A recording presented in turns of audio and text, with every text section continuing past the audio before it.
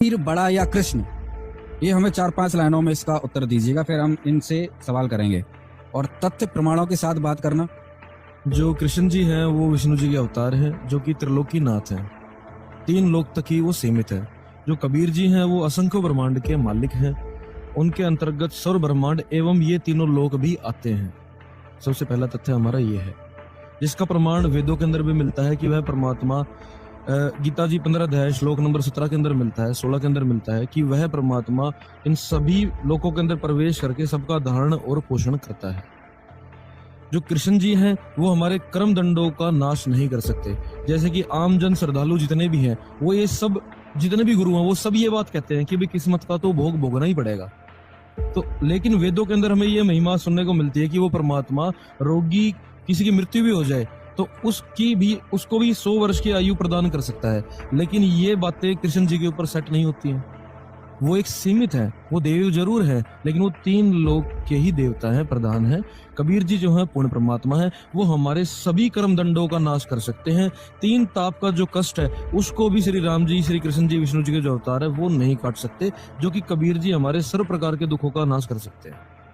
देखो जी, सारी दुनिया जानती है कि श्री कृष्ण जी देवकी जी के गर्भ से पैदा हुए, और जब उनकी मृत्यु हुई तो एक बालिया नाम का जिमर था, उन्होंने उनके पैर में तीर मारा और उनकी मृत्यु हो गई। तो सबसे पहले ये परमात्मा के लक्षण नहीं होते कि वो गर्भ से जन्म ले और उसकी मृत्यु हो जाए। परमात्मा सह शरीर आते हैं और सह शरीर चले जाते हैं। दूसरा, जब वो राम रूप में आए थे, विष्णु जी के अवतार राम रूप में आए थे, तो बाली को उन्होंने मारा था और वही बदला उन्होंने कृष्ण रूप में तीर खा के दिया। दूसरा कि अपने भाग्य में लिखा हुआ ये खुद भी नहीं टाल सकते, वो भी उनको भोगना पड़ा। तो इस चीज से भी पता चलता है कि वो परमात्मा नहीं थे। दूसरा, एक महाभारत का युद्ध हुआ, कृष्ण जी इतने समर्थ थे, इतने शक्तिशाली थे, तो क्यों इतने लोगों को मरवाया? अपने ज्ञान से, अपनी शक्ति से उस महाभारत के युद्ध को टाल भी तो सकते थे।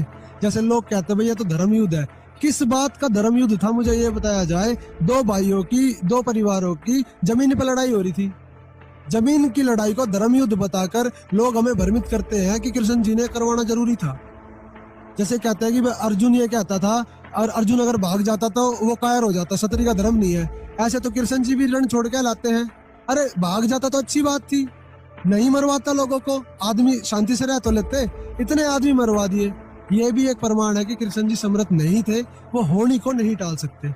अब आपको बताते हैं कबीर जी की बातें। कबीर साहब जी, आप कबीर सागर में प्रमाण देख सकते हैं। कबीर साहब जी सह शरीर काशी में लहर तारा तालाब पे आए थे और एक कमल के फूल पर आकर विराजित हो गए थे।